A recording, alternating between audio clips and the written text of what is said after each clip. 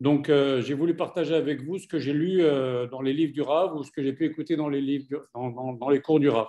Alors, bien sûr, j'ai demandé au Rav sa permission et sa bracha. Juste que, c'est bien de raconter des petites histoires au début. Cette Yémen, il y a un bonus. Je ne dis pas de nom, mais il y a quelqu'un dans... Vous m'entendez? Bon, il y a quelqu'un dans... Vous m'entendez? On t'entend vraiment pas bien. Vous m'entendez pas bien? Moi, Non. j'entends bien. Ok. Nous, on vous voit très bien et on vous entend bien, Baruch Hashem. Ok. Alors, je disais, cette semaine, il y a un très bon S. Il y a quelqu'un dans le groupe dont le fils avait un vrai souci pour avoir des papiers. Et il m'a appelé, il me dit, Eliaou, je t'en prie, demande une bracha au Rav. J'ai demandé une bracha au Rav, ça faisait 10 jours, je crois, ou une semaine qu'il se bataillait pour avoir les papiers, pour venir en Eretz, pour partir en Eretz. En ce moment, c'est très compliqué avec les vaccins, etc.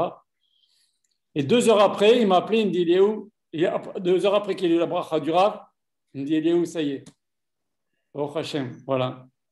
Le Rav a raconté 2 petites belles histoires cette semaine. Je vais vous les raconter parce qu'elles sont jolies. Il y a marqué dans Tehillim, il y a marqué Ka'ayal te'arog ala fike ma'im, comme un antilope mâle, si vous voulez. C'est pas trop. Vous m'entendez pas? Vas-y, je décharge, moi. Vous m'entendez? Bon, je vais me brancher ici. Je t'en prie, coupe le micro, Bruno. Ouais. T'as ton micro allumé.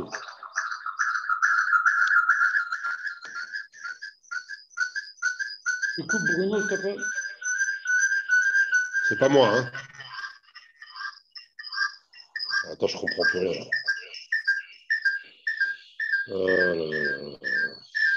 Il y a un problème.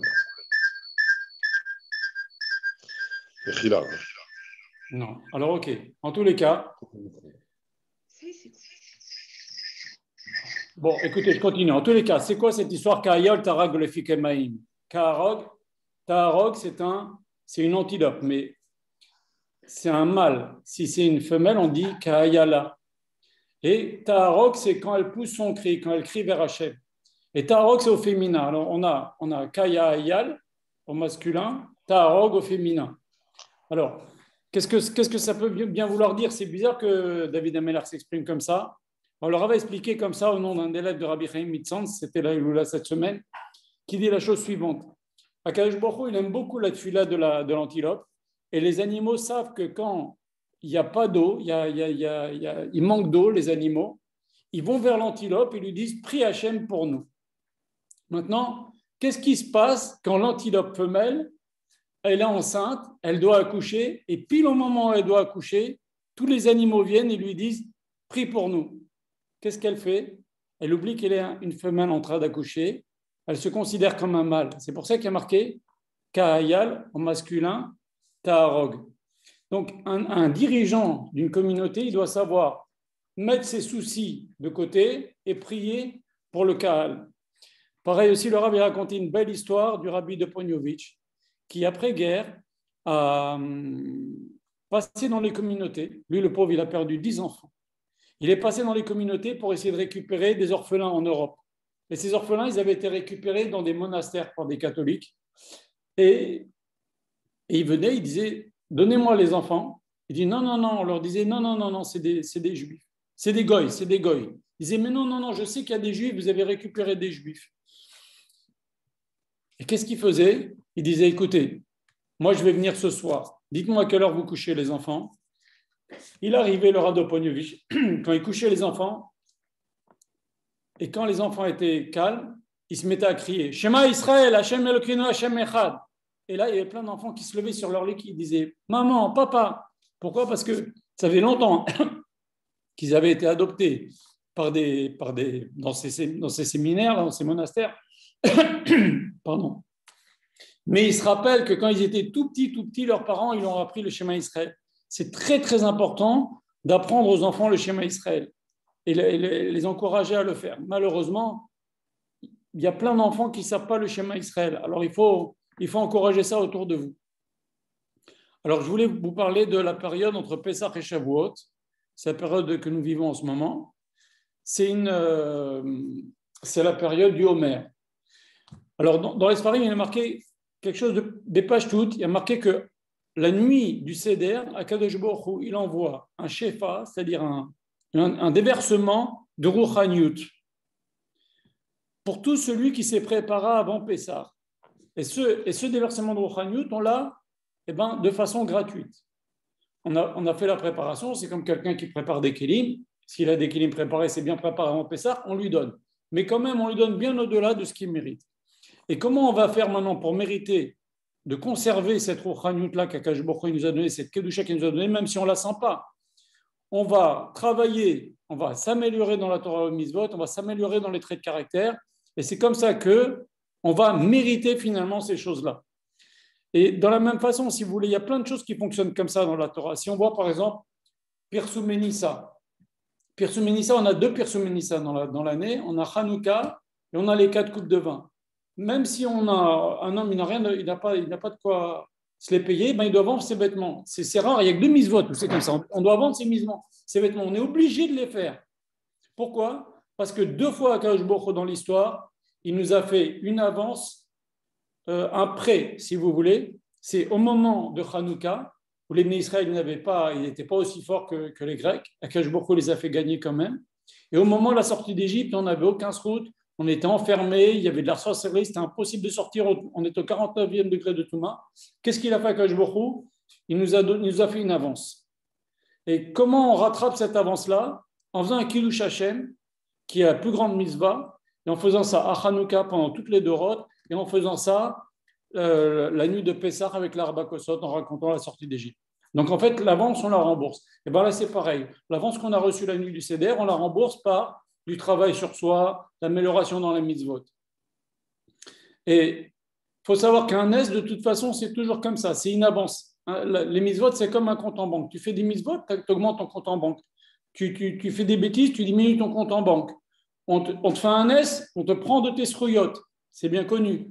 Donc, pour conserver ces choses-là qu'on a reçues pendant la nuit du Seder, on fait tout cet effort-là pendant la période du Seder. Voilà. Et tout ça pour être prêt à Matan Torah le jour de Shavuot. En fait, le Rambam il dit que c'est comme un très long Chol HaMoed, entre Pessah et Shavuot. C'est un très long Chol HaMoed. Voilà. Et c'est quand même une période dure entre Pessah et Lag BaOmer. Pourquoi? Parce qu'il y a les 24 000 élèves de Rabbi Akiba qui sont morts en 30 jours.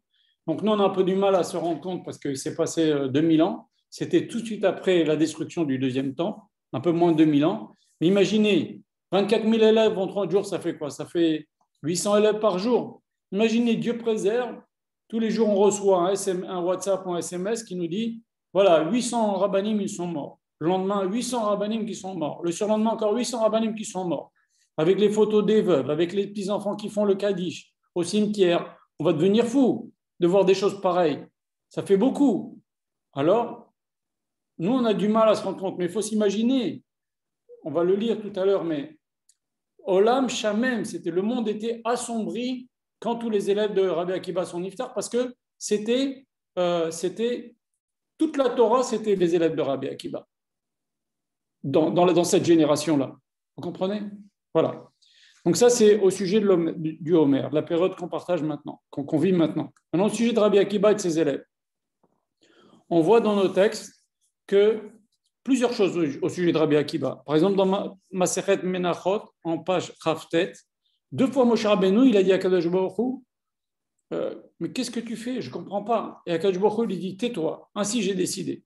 Première fois, Akadosh Baruch Hu, il a montré à Moshe Rabbeinu un homme qui va venir dans les générations, qui s'appelle Rabbi Akiba, qui va être d'Oresh, chaque petite couronne qu'il y a sur les lettres du Sefer Torah, il va les expliquer, il va dire des halachot et des halachot et des halachot sur ces lettres du Sefer Torah.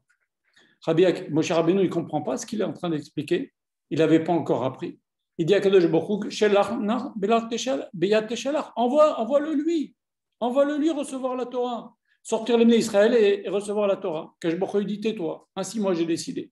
Et deuxième chose, Kadosh Baruch Hu montre à Moshe Rabbeinu comment ce même Rabbi Akiba, qui était tellement fort en Torah que Moshe Rabbeinu ne comprend pas, on voit comment les Romains, ils vont le prendre, ils vont, le pauvre, ils lui ont arraché la peau avec du fer, ils lui ont enlevé la peau, comme ça, de tout le corps, Et Moshe Rabbeinu, il dit à Kadosh Baruch Hu, Vezu Torah, Vezesrara, c'est ça la récompense de quelqu'un qui fait la Torah et les mitzvot. Alors Kadosh Baruch Hu lui dit encore une fois, tais-toi. Alors on peut se demander pourquoi Kadosh Baruch Hu, il n'a pas voulu donner la Torah à Rabbi Akiva, parce qu'il était, on dirait qu'il connaît mieux encore que Moshe Rabbeinu. Et puis, Rabbi Akiva, au moment où il est en train de se faire tuer par les Romains, c'était Kippour, il fait le schéma Israël juste avant de mourir, et ses élèves ils lui disent, Rabbi, ça nous fait de la peine de te voir comme ça. Il leur dit, Kol Yamai, Chiketi les Shahazot, toute ma vie j'ai attendu ce moment-là. Qu'est-ce que ça veut dire? Toute ma vie j'ai attendu pour ce moment-là, pour mourir. On va parler après, on va donner toutes les réponses après. Ok? La Gemara raconte aussi dans Maseret Yebamot un truc incroyable, très bizarre. Regardez ce que dit la Gemara dans Yebamot, je vous lis dans le texte. Tanya Amar Rabban Gamliel. Une fois, je voyageais en bateau. Et je voyais à côté de moi un autre bateau, Shenish Bera, qui s'est brisé, qui a coulé. J'ai eu de la peine parce que dedans, dans le bateau, il y avait un Talmid Chacham. Ou Manu, qui c'était Rabbi Akiba. Quand je suis arrivé sur la terre ferme, Rabbi Akiba, je l'ai vu qui était déjà en train de donner des cours de halakha, de juger des dinim, de faire des dîners Torah. À Martilo, j'ai dit, Béni, mi alecha, mon fils, comment tu as fait pour t'en sortir? Il répond à Rabbi Akiba, à Marli, il m'a dit, Daf, shel sefina nisdaveni, une poutre du bateau, Daf, shel sefina nisdaveni, vechol gal vegal, et toute vague, chez Batiala, qui est venue contre moi, neneti li roche, j'ai baissé la tête. Alors, on peut poser différentes questions sur cette Gemara. C'est lié, c'est Rabbi Akiba, on parle de Rabbi Akiba, c'est lié avec l'Omer. Ce n'est pas tous les jours, d'abord, que deux Tanaïm, ils voyagent dans deux bateaux différents. Et l'un, il a une tempête, l'autre, il n'a pas de tempête. Rabban Gamliel, il n'a pas eu une tempête. Rabbi Akiba, il a eu une tempête. Il a vu son bateau couler, lui, il n'a rien eu. Et juste le bateau, pardon, excuse-moi, qu'est-ce que ça veut dire DAF? J'ai eu un DAF, une planche, gale, je me suis baissé devant chaque vague. Et puis, qu'est-ce que ça veut dire? Comment tu t'en es sorti? Ben voilà, ils s'en est sortis. Qu'est-ce que ça va te servir à quoi? Ça va changer quoi qu'il te raconte? D'accord? Alors, il y a un grand remède, on va essayer d'en parler dans ce texte du chasse. Dans Brachot Daf Chav Zayin, il y a une histoire incroyable. C'est le shomer que Rabban Gamliel a mis à l'entrée du Beth Amikdash. Alors, il faut savoir qu'à cette époque-là, Rabban Gamliel, c'était l'époque de Rabban Gamliel, Rabbi Akiba, Rabbi Azar ben Azaria, Rabbi Shimon Bar Yochai, Rabbi Meir. Il y avait dans ce Beth Midrash tous les Gdolei Olam. Et ils ont fixé toutes les règles qui vont nous servir de les dorer d'Orot. Maintenant, Rabban Gamliel, sachant que c'est fondamental pour les générations ce qui va être fixé, il a mis un gardien à l'entrée du Beth Midrash, c'est connu, qui devait ne laisser rentrer que celui qui est Toro Kebaro, qui est comme il est à l'intérieur, comme il est à l'extérieur, il est à l'intérieur. Ça veut dire, il devait savoir cette personne-là, je le vois, tu as l'air d'être un tzaddik, mais est-ce que tu as un tzaddik en vrai? Si vraiment c'est un tzaddik, il le laisse rentrer, sinon il ne le laissait pas rentrer. D'accord? Alors, on peut se poser la question, qui peut savoir ce qui est à l'intérieur d'une personne? Il y a des tas de gens, on le voit très très bien. Et c'est pas en vérité, ils font des choses pas bien. Et puis, qu'est-ce qu'il est devenu ce chômeur? On n'en entend plus jamais parler. On continue. Dans Yebamot, Daf Samer Bet. Alors là, on va rentrer dans le vif. Qu'est-ce qui s'est passé avec les élèves de Rabbi Akiba? Je vais vous lire le texte.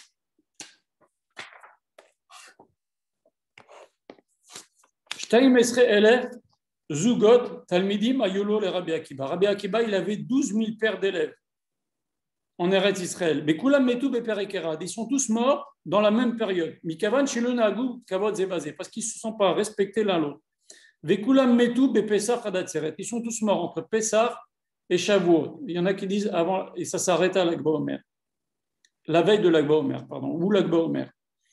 Et de quoi ils sont morts? Mitarash al Askara. Ils sont morts de la diphtérie. On va parler après ce que c'est. C'est une maladie la plus terrible qui existe. Vayaolam Shamem, mais le monde était assombri. Jusqu'à Rabbi Akiba, qu'est-ce qu'il a fait? Il a été rejoindre, il s'est déplacé de cet endroit-là, de ces yeshivot. Il a été rejoindre nos chachamim qui étaient dans le sud.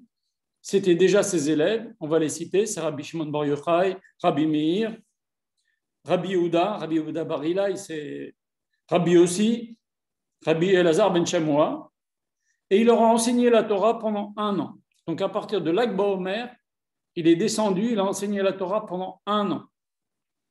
1 an et demi. Et VM Amidou Torah. Et grâce à eux, la Torah, elle s'est poursuivie à cette époque-là. Alors c'est bizarre quand même, parce que depuis quand quelqu'un qui manque de kavod à son prochain, il est coupable de mort? C'est une bonne question. Pourquoi Hachem a été si dur avec eux? Si moi, je n'ai pas de kavod envers quelqu'un, on ne le rend pas chayal mita, quelqu'un qui fait ça, c'est quand même étrange. Après, Rabbi Akiba qui change d'endroit. Si c'était ses élèves, c'est à eux de le rejoindre. Pourquoi ils changent d'endroit? Après, pourquoi la plaie s'est arrêtée le 32e jour? Ensuite, pour terminer, encore 2 autres exemples dans le chasse qui parlent de Rabbi Akiba. On voit que Rabbi Akiba, il s'est fait condamner et mis en prison et tué parce qu'il a enseigné la Torah en public. Les Romains, ils ont dit interdit d'enseigner la Torah en public. Et Rabbi Akiba, il vient, il enseigne la Torah en public. Pourquoi il se met en danger? Ça y est, tu as 5 élèves, les meilleurs, Rabbi Shimon bar Yochai et Rabbi Meir Balanès. Pourquoi tu te mets en danger? Pourquoi tu risques ta vie? Ça lui a coûté la vie. Et pour terminer, on voit à la fin de Psachim, alors là, une mara complètement incompréhensible. Avant de se faire tuer, Rabbi Akiba est en prison. Rabbi Shimon bar Yochai vient le voir et il lui dit « Enseigne-moi la Torah ». Rabbi Akiba lui dit « Non, je ne peux pas ». Rabbi Shimon bar Yochai lui dit « Enseigne-moi la Torah, sinon je dis à mon père Yochai et il en parlera à la cour pour te punir encore plus ». Est-ce qu'on parle comme ça à son rab? Tu veux qu'il t'apprenne la Torah, tu lui dis, je vais parler à mon père. D'abord, Yochai, il était mort. C'est quoi toutes ces gmarottes-là? Il faut essayer de comprendre. Alors, le Rav, tout ça, c'est des questions que le Rav a posées et je vais vous dire les réponses que le Rav a dit. Déjà, il faut savoir que Rabbi Akiba, c'est le symbole de la Torah chez Baal Pé. Moshe Rabbeinu, c'est le symbole de la Torah écrite. Rabbi Akiba, c'est le symbole de la Torah chez Baal Pé. Toute la Gemara, tout le chassé Rabbi Akiba, il est partout. Et c'est lui le transmetteur, on va le voir, c'est ce qu'on vient de le lire. Grâce à lui, la Torah a été transmise. Quand ces 24 000 élèves sont morts, c'est lui qui a transmis la Torah à ses 5 élèves. Et grâce à ça, on a la Torah aujourd'hui. Donc Rabbi Akiba, c'est le symbole Torah chez Baal Pé. Et la Torah Tassot, c'est Rabbi Shimon bar Yochai. Maintenant, comment ça s'est passé avec Rabbi Akiba? Il est, pendant les 40 premières années de sa vie, un ignorant total anti-Torah. Il disait, donnez-moi un Talmid Chacham que je le mords comme un âne. Les Chachamim me demandent, pourquoi pas comme un chien? Pourquoi comme un âne? Parce qu'un âne, il brise les os. Il voulait fracasser du religieux. Rabbi Akiba, pendant les 40 premières années de sa vie. Après, il se trouve qu'il travaillait chez Kalba Savoie, qui a une fille, qui voit chez lui, nous disent nos textes, un homme qui est tsanoua ou meil, c'est-à-dire il est pudique, il est discret, et en même temps il est meil. Qu'est-ce que ça veut dire meil? Ça veut dire tout ce qu'il fait, il le fait à la perfection. Il sait faire que de pas grand-chose, il ne connaît pas grand-chose en Torah, il sait faire par exemple que chez Akol, Shema Israël, il fait le plus beau chez Akol Yad Vero, il fait le plus beau Shema Israël. Ce qu'il faisait, garder des animaux, tout ce qu'il fait, il le fait à la perfection. Et donc, elle lui dit, elle a dit, cet homme-là, si maintenant il fait peu de choses à la perfection, le jour où il connaîtra toute la Torah, il va devenir une super force. Et c'est ce qui s'est passé. Elle lui dit, va apprendre la Torah, parce qu'avec les qualités que tu as, tu vas devenir tsanoua ou meil en connaissant toute la Torah. C'est-à-dire, toute la Torah, tu vas la faire au top. Et c'est ce qui s'est passé. Elle a encouragé, elle s'est mariée avec lui, son père l'a déshérité, ils ont vécu dans la misère. Et pendant 40 ans, Rabbi Akiba est parti apprendre la Torah jusqu'à 80 ans. Et de 80 ans à 119 ans, il a appris à ses 24 000 élèves. Et de 119 ans à 120 ans, il a appris aux 5 élèves qui étaient Bédarom. Et après, il est mort. Il a été tué à Kippour, comme on a enseigné. Donc, on voit que Rabbi Akiba, la dernière année de sa vie, il a vu qu'il va choisir des élèves qui n'ont pas des défauts comme les 24 000 qu'il a choisis. Et grâce à ça, la Torah va se perpétuer. Il va choisir des élèves qui ont des traits de caractère nickel. Voilà. Et donc, ça nous apprend aussi que même quelqu'un qui est âgé, on ne sait pas d'où va sortir la continuité. Tu as enseigné la Torah jeune, enseigne la Torah même si tu es vieux. Tu as enseigné la Torah beaucoup, ce n'est pas forcément de là qu'il y aura une continuité. C'est le peu, les 5 auxquels tu vas enseigner qu'il va y avoir une continuité. L'homme ne sait pas les cheshbonot d'Akadosh Baruch Hu. Donc on apprend beaucoup de choses de la vie de Rabbi Akiba. Et même quand il était âgé, vieux, il avait tout perdu. Les Romains ont pris sa richesse. Il a quand même été, il a perdu tous ses élèves. Je vous ai expliqué le drame que c'était. Il a quand même été enseigné la Torah. Il n'a pas baissé les bras. Et donc, comme Rabbi Akiba est le symbole de la Torah chez Baal Pé, il fallait que ses élèves soient des élèves parfaits. Parce que sinon, la Torah qu'ils vont eux transmettre à leur tour va être pas super. Et donc, Akash Baruch Hu, il a vu que ses élèves, Eno Noagim Kavod Zebazé, Akash Baruch Hu, il les a tous tués parce que la Torah qu'on aurait eue, nous, dans les Doroth, elle aurait été pas super. Donc, qu'est-ce qu'il a fait, Akash Baruch Hu? Il a fait que Rabbi Akiba, finalement, il enseigne la Torah à des élèves de très haut plan, comme Rabbi Shimon Bar Yochai, Rabbi Meir, Rabbi Yehuda Bar Ilai. Et Rabbi Yehuda Bar Ilai, Gemara a dit, Isha Irat Hashem Ititala, le plus grand d'or de Chachamim, c'est à l'époque de Rabbi Yehuda Bar Ilai. Ils étaient très très pauvres. Rabbi Akiba, une fois, Bar Ilai, il y avait de la famine, il n'était même pas au courant, les gens ils sont venus lui dire, il a commencé à enlever une chaussure en signe de deuil, il a fait sortir une batte de colle, il a dit, tu enlèves encore une autre chaussure, je détruis le monde. Mais c'était des gens qui étaient aimés d'Akadosh Baruch Hu, c'était des gens qui étaient très purs. Donc qu'est-ce qu'il a fait Akadosh Baruch Hu? La Torah, la suite de la Torah, elle passe par des gens très très purs. Ce n'est pas le nombre qui importe, c'est la qualité. Si on veut une Torah, la Torah elle doit être belle, elle doit être propre, elle doit être pure. C'est pour ça qu'il a voulu que ça se passe d'Afka par ses élèves de très haut niveau. Maintenant, regardez ce que le Rav a trouvé dans le Midrash Rabbah. Regardez, c'est incroyable ce Midrash Rabbah, ce qu'il dit le Rav, ce que le Rav a apporté. Rabbi Akiba, il a dit à ses 5 élèves, il leur a dit, Banaï, mes enfants, Arishonim, les 24 000 élèves, Lometu, Ela Bishvil, Shaita, Enem, Tsara, Elo, Baelo. Ah, on apprend quelque chose de nouveau. Ce n'est pas seulement Enonoagim Kavod Zelazé, mais il leur dit, les premiers élèves, ils sont morts parce qu'ils avaient Aïn Tsara. Aïn Tsara, c'est quoi? C'est, ça m'embête que tu réussisses. J'aurais préféré que tu ne réussisses pas. Ça m'embête que tu sois brillant en Torah. J'aurais préféré que tu sois moins brillant en Torah. Alors ça c'est un grand, on voit un truc incroyable. C'est qu'ils étaient comme ça, une espèce de concurrence qu'il y avait entre eux, alors que la Torah nous dit dans la Sechet Yoma, elle nous dit Kinat Sofrim Marbe Chochma. Au contraire, moi si je vois quelqu'un qui connaît la Torah, il étudie 2 heures, il va étudier 2 heures et quart, comme ça va faire une motivation. Eux, quand on voyait quelqu'un qui étudiait beaucoup, ça les énervait. Comment la Torah peut passer par ces gens-là? Et Rabbi Akiba, il a cerné. Dans un texte, la Gemara nous dit Eno Noagin Kavod Zelazé. Dans un autre texte, la Torah, Rabbi Akiba, il dit à ses élèves, ne faites pas comme les premiers élèves. Il y avait Aïn Sarah entre eux. Et vous savez, les Chachamim, ils nous disent, dans Masechet Yoma, Daf Aïn Bet, ils nous disent Vezot Torah Asher Sam Moshe. Voici la Torah que Moshe leur a donnée. Sam, il leur a donné. Maintenant, avec un shin. Mais ça peut se lire aussi Sam, un élixir.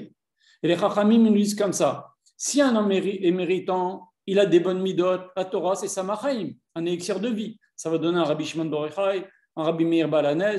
On en parle dans toutes les générations parce qu'ils sont propres. Mais si un homme, il n'est pas méritant, vous prenez Korach, vous prenez Yerovam Ben Nevat, c'était des goïnim en Torah, Achitophel, tous les gens qui étaient à l'époque David Ameller, c'est des goïnim en Torah, mais ils étaient pourris à l'intérieur. Et la Torah, c'est devenu pour eux un élixir, un poison. Ça les a enfoncés, ça les a fait faire des choses pires que pan. Pourquoi? Parce que comme ils étaient grands en Torah, Korach, il disait, écoutez-moi, je suis un gars, moi c'est moi qui porte la Rana Kodesh. Yerovam Ben Nevat, il était un gadol, il étudiait avec Archia Shiloni, qui est au Bedin de Moshe Rabbeinu. Achitophel, c'était le Rosh Bedin de l'époque de David Ameller, vous imaginez.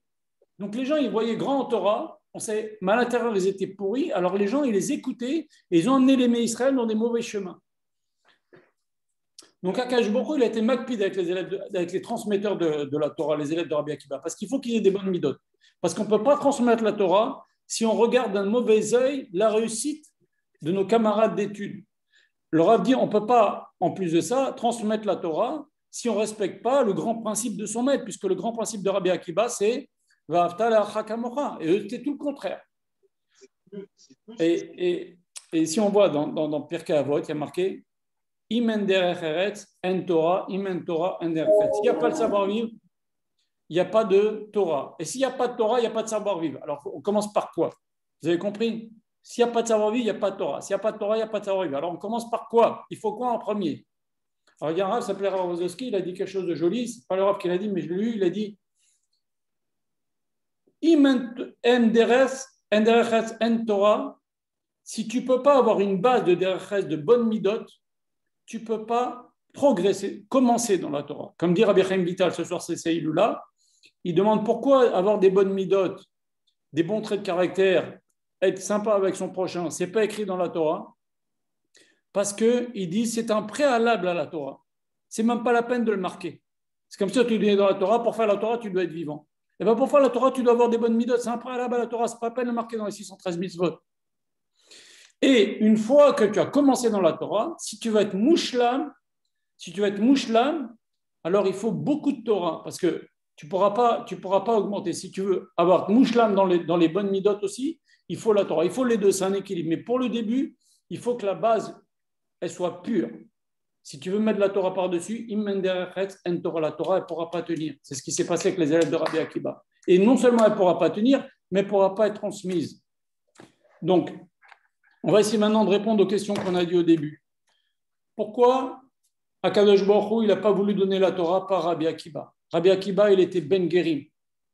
Si imaginez maintenant la Torah, elle est transmise par un descendant de guerre. Vous imaginez l'accusation qu'il y a sur les Bnei Israël? Ce serait grave. Maintenant, quand Rabbi Akiba, il a dit Kol yamai chiketi la yamazé, toute ma vie, j'ai attendu de mourir. Ça veut dire quoi? Ça veut dire que un homme, il ne peut pas arriver au niveau de Rabbi Akiba s'il ne travaille pas tout le temps. Même, on peut pas, comme il dit le Rav, très souvent, il dit, il n'y a pas un comprimé qu'on avale et on devient tzaddik. Avancer dans la Torah, c'est un travail de tous les jours. Tous les jours, travail sur soi, travail d'études, etc. Donc, il leur dit encore une dernière leçon au moment de mourir. Il a dit, toute ma vie, j'ai attendu. Toute ma vie, j'ai travaillé pour cela. On ne peut pas arriver au niveau de Rabbi Akiba, de faire Shema Israël, Hashem Ekun, Hashem Echad, et mourir. Il rigolait, Rabbi Akiba, quand on lui a enlevé la peau, ils disent nos Khamim. Il rigolait, il ne sentait rien. Alors, il y a un sot que j'ai dans ses fers, Rabbi Israël aussi, Rabbi Hashem, il l'avait dit, quelqu'un qui meurt à l'Kiddush de Hashem, il ne sent rien. Voilà, donc on apprend aussi de cette Rabbi Akiba que monter, c'est un travail qui prend des années, ça ne se fait pas comme ça en 2 secondes. C'est ça qu'il a dit, Kol yamai chiketi. Alors maintenant, l'histoire du bateau. Alors, l'histoire du bateau, il y a un remède extraordinaire, le Rabbi dit extraordinaire. C'est quoi le bateau? C'est quoi la mer? Vous savez, il y a une Gemara qui dit que Rabba ben Nachmani, il était un jour sur un bateau, il a vu une petite île, il est descendu, il a fait un petit feu, il s'est chauffé un petit café, et en vérité, ce n'était pas une île, c'est le Léviathan. Il s'est retourné, il a eu mal avec le feu qu'il y avait sur le dos, il s'est retourné, il s'est retrouvé dans le Rabba ben Nachmani. La Gemara ne raconte pas des histoires comme ça. C'est des rémazim. C'est un homme, il doit savoir que la mer, il n'y a rien de plus instable que la mer. On peut avoir une mer d'huile et d'un seul coup, il y a des orages avec des vagues de 10 mètres. Eh bien, la vie, c'est la même chose.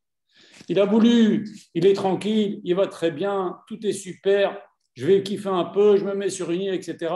Akadosh Baruch Hu, il peut transformer la vie d'une personne en 2 secondes. Alors, c'est quoi? Ils étaient les deux sur la mer, Rabban Gamliel et Rabbi Akiba. Rabban Gamliel, c'est quoi le bateau? C'est sa yeshiva.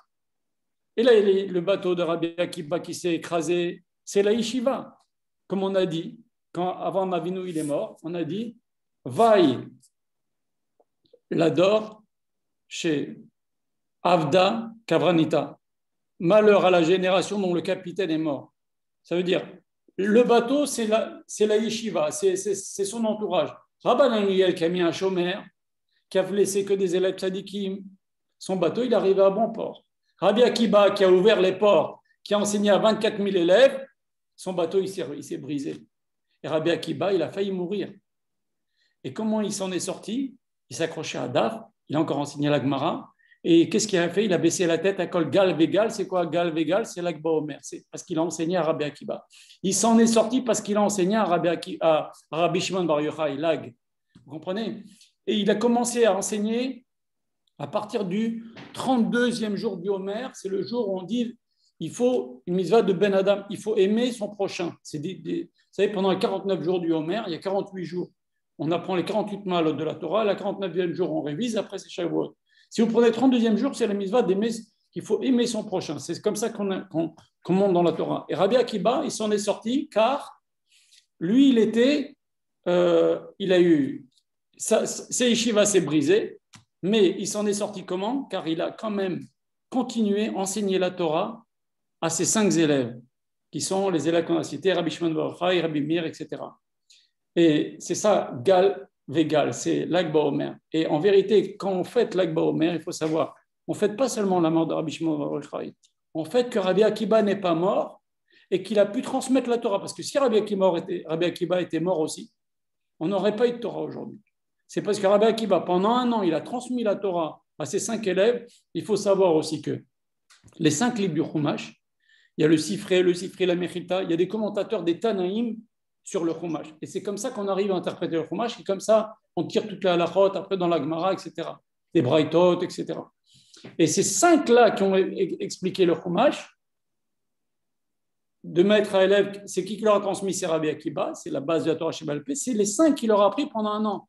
Et donc, en fait, on fête à Lag BaOmer le fait que Rabbi Akiba n'est pas mort et qu'il a commencé à enseigner la Torah à ses 5 élèves le jour de Lag BaOmer. Vous comprenez? Donc, toute cette histoire-là de bateau, c'est un remez. Alors maintenant, c'est cette histoire d'ange qui était à l'entrée du Beth Midrash. Qui peut savoir? Alors, les Chachamim, ils disent, cette gardien qui est à l'entrée du Beth Midrash, qui savait qui, on voyait Toho Kebaro, l'intérieur est comme l'extérieur. Il avait l'air tzaddik, mais est-ce qu'il était à l'intérieur? Qui peut voir ça? Un être humain ne peut pas voir ça. Les Chachamim, ils disent, c'est un ange. Alors, qu'est-ce qu'il est devenu cet ange-là? On l'a viré quand on a déchu Rabban Gamliel de sa Nessiout, on l'a déchu, on l'a viré, cet ange-là, ce gardien-là, ce chômeur-là, et on a mis 700 bancs. Et c'est comme ça qu'ils ont diffusé la Torah. Mais Rabban Gamliel, il avait un cheshbon. Vous voyez, son bateau, il arrivait à la fin. Il n'avait que les meilleurs élèves, parce qu'il fallait mettre les bases de la Torah de façon impeccable. Alors, qu'est-ce qu'il est devenu ce chômeur? Les Chachamim, ils disent, il garde la porte d'entrée de la Torah du Sod. Pour étudier la Torah du Sod, il faut être vraiment Toho Kebaro. Il faut être bien à l'intérieur, comme on a l'air vraiment. D'accord? Et pour expliquer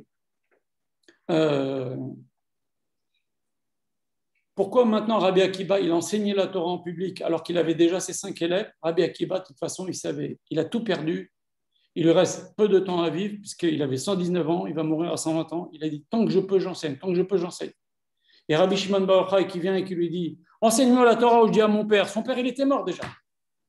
Enseigne-moi la Torah, où je dis à Yochai. Il te dénoncera à la royauté. Comment Rabbi Shimon bar Yochai, il peut parler comme ça à Rabbi Akiba? Vous savez, Rabbi Shimon bar Yochai, il dit dans la Gemara, venez apprendre chez moi, car toute la Torah que j'ai, je l'ai appris de Rabbi Akiba. Si Dieu veut, si vous voulez qu'on continue, la semaine prochaine, on parlera de Rabbi Akiba. Le Rav, il a des Torahs, il a écrit un livre entier.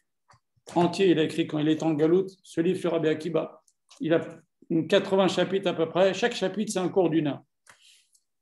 Donc, comment il a parlé comme ça, Rabbi Shimon bar Yochai? Eh bien, Rabbi Shimon bar Yochai, son père, il était mort. Il a dit, je vais prier mon père Ishaï, qui était Adam Khashouf, et lui va prier à Kadosh Baruch Hu, il va dire à Kadosh Baruch Hu, comment tu l'as dit, Rabbi Akiba? Rabbi Akiba, il vit parce qu'il m'a appris la Torah. Sinon, il devait mourir. Si Rabbi Akiba, on a dit, il vit seulement parce qu'il a le mérite d'avoir enseigné à ses 5 élèves. Alors, c'est grâce à moi que tu vis. Alors, enseigne-moi la Torah. Voilà. J'espère que la Torah du Rav, c'est une Torah, elle est pas difficile. Elle est douce, elle est agréable. C'est un mélange de Torah Shebirtab, Torah Sheba'al Peh, de Remez, de Drash, de Sod. C'est pas trop difficile.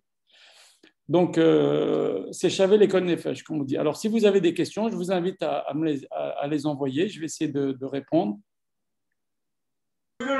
Bonsoir. J'entends pas. J'entends rien. Alors, vous pouvez mettre les micros parce que là, j'entends personne. Vous voulez m'écrire si vous voulez? Allô? Vous voulez m'écrire? Abéliaou. Oui. Abéliaou. Oui. C'est Bruno. Oui. Azak Obaro. Mortier. Pour une première, c'est une vraie première. Bon, Donc, Hachem, les enseignements sont très profonds.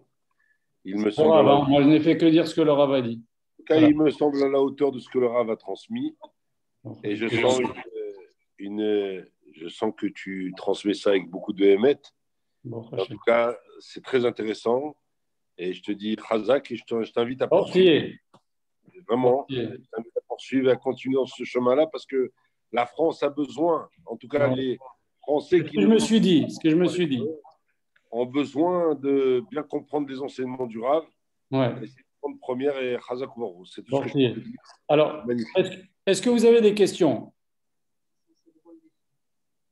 Alors, il faut ouvrir le micro si vous avez des questions. Hein. Vous pouvez ouvrir le micro, mais pas les caméras, d'accord, les dames en tous les cas.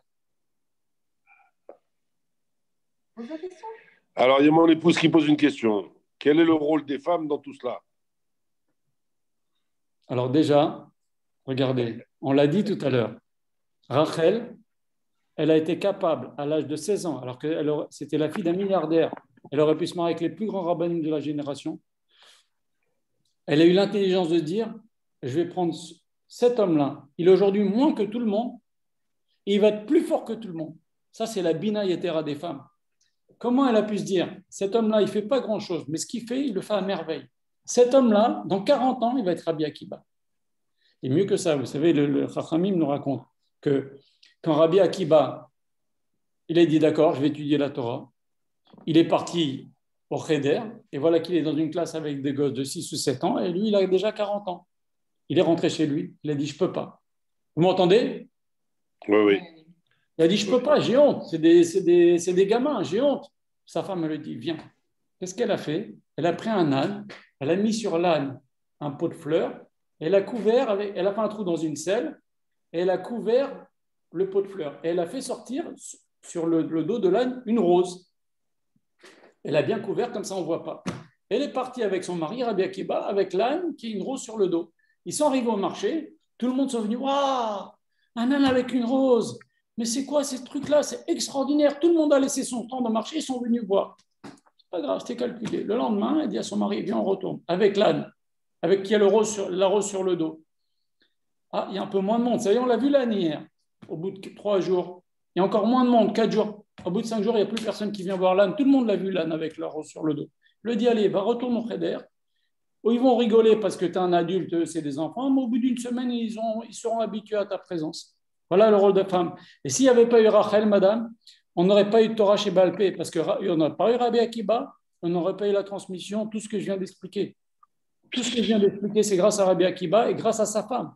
En vérité, Rachel, c'est un Gilgul. Bon, enfin, on peut parler, mais vous savez, il faut comprendre une chose. En vérité, écoutez bien ce que je vais vous dire. Les 24 000 élèves de Rabbi Akiba, aujourd'hui c'est le loi de Rabbi Chaim Vital, alors on va dire un peu de trucs de Rabbi Chaim Vital. Les 24 000 élèves de Rabbi Akiba, c'est les 24 000 personnes qui vivaient dans la ville de Shrem qui ont été tuées par Shimon et Lévi. Qu'est-ce qu'il a dit à Akadosh Baruch Hu? Akadosh Baruch Hu, il a dit, à Yaakov, il a dit, Koum ale bet el. C'est les lettres Akiba. Il est parti à la ville de Shrem. Ils les ont tués, ces 24 000, qui avaient toutes le même chorège de Neshama, mais ils étaient quand même bien et mal. Ils ont quand même accepté de faire la Brit Mila, ils les ont tous tués. Ils sont revenus, et qu'est-ce qu'il a dit, Shrem? Il a dit, Ahava, je l'aime, Chafetzba, j'en ai envie de cette femme, Dabekba, et je suis attaché à elle. Ça fait Echad, Ahava, Chafetz, Dalet. C'est ce que le Echad que va dire Rabbi Akiba avant de mourir.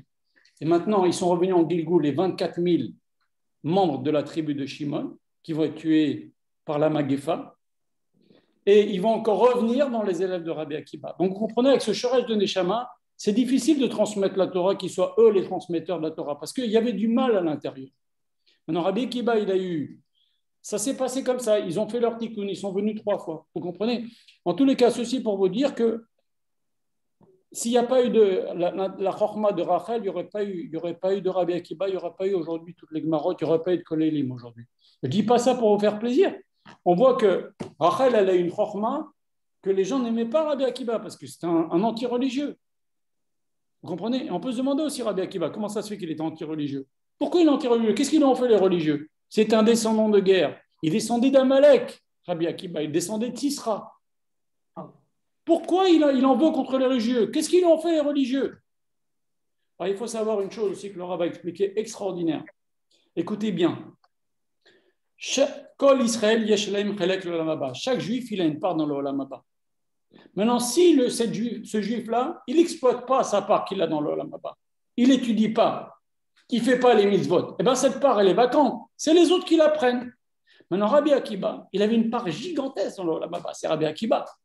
Il sentait que les autres rabbanim, ils lui piquaient sa part dans l'olam haba. Il ne le savait pas, il n'arrivait pas à le verbaliser, mais il sentait. C'est pour ça qu'il a essayé les religieux. Parce qu'il lui pique sa part géante. Quand quelqu'un il a un grand Yetzer Hara comme ça, il a un potentiel entourage gigantesque et une part dans la bas gigantesque. Il faut juste le faire basculer, qu'il se mette à étudier la Torah. Vous comprenez? Et ça, c'est la chorma de qui? De Rachel. Vous comprenez? Rachel, sa femme, qui est le guégoul de Rachel Imanou, soit dit en passant. Vous savez, Masrekot, c'est Barzel. Bila, Rachel, Zilpa, Léa. Il y a à dire, Baruch Hashem. C'est... Tout est lié, Baruch Hashem. Voilà, il y a d'autres questions?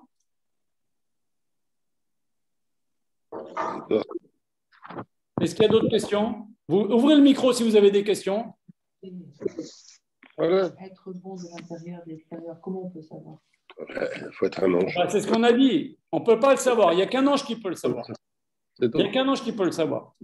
Donc c'est pour ça que nos Chachamim nous disent, ce chômeur, là, Kragmara dit, il a mis un chômeur. Les Chachamim nous disent, c'est un ange qui a été créé par les bonnes actions de Rabban Gamliel. C'est ça. Comprenez? Il n'y a qu'un ange qui peut savoir.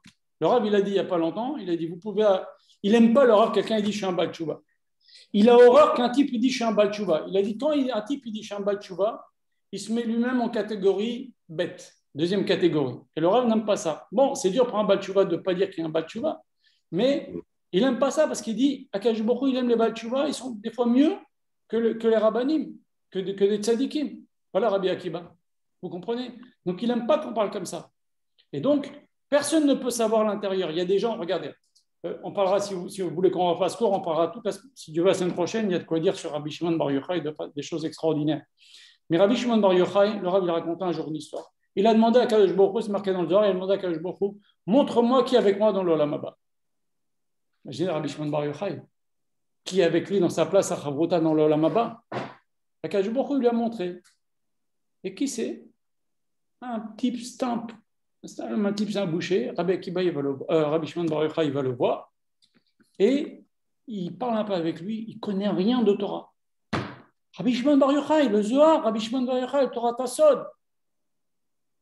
Naasa Adam, Neemar Ba'avurecha. Quand Hachem il a dit Naase Adam, quand on dit dans la chanson Bar Yochai, Naase Adam, Neemar Ba'avurecha, Bar Yochai. Naase Adam, quand Hachem il a dit faisons l'homme, créons l'homme, sa kavana c'était Rabbi Shimon Bar Yochai. Et sa chavruta c'est qui? Un type qui ne sait même pas lire. Donc vous voyez, ce n'est pas forcément l'intérieur, l'extérieur, avec Akadosh Baruch Hu qui sait. Excuse-moi, il a été parlé avec le Rabbi Shimon Bar Yochai, il a vu que c'était un type, c'est vrai qu'il ne connaissait pas la Torah, mais il a sauvé des centaines de juifs de Pidyon Jouim. Je vous raconterai l'histoire à l'occasion. Mais il a fait Pidyon Jouim, c'est-à-dire de racheter des prisonniers. Il a donné toute sa fortune pour racheter des prisonniers, il a sauvé des familles et des familles et des familles. Et mieux que ça, une prisonnière, il a voulu pour son fils, et au moment du mariage, bon, je peux vous raconter, il y avait un jour, au port, il y a un capitaine de bateau, il était sous l'arc comme ça, il disait, j'ai une cargaison dans mon bateau, si je ne la vends pas très cher, 100 pièces d'or, je vais la jeter. Et à l'époque, il y avait beaucoup de juifs qui étaient comme ça, qui kidnappaient. Par exemple, les 3 Gaonim qui sont en Afrique du Nord, grâce à eux, il y a la Torah en Afrique du Nord, ils ont donné beaucoup en Afrique du Nord, ils ont été kidnappés, eux et leurs femmes. Il y avait des pirates, ils les ont kidnappés, ils ont mis les femmes sur un bateau, les hommes sur un bateau, les hommes ils ont sur un petit bateau, ils ont frappé, et les femmes, elles ont senti que les pirates allaient abuser d'elles. Ils ont dit à leur mari, et si on se noie, on se jette à l'eau, est-ce qu'on aura triatamétim? Ils ont trouvé un passouk que oui, elles se sont noyées pour pas être profanées. Donc c'est une époque difficile. Et donc alors le boucher, il a compris, celui-là, il doit avoir des juifs prisonniers. Dès qu'il y avait un bateau, il y avait des pirates, il attaquait, il les prenait, il les revendait. Il a une valeur marchande. Et il lui a dit, je te les achète.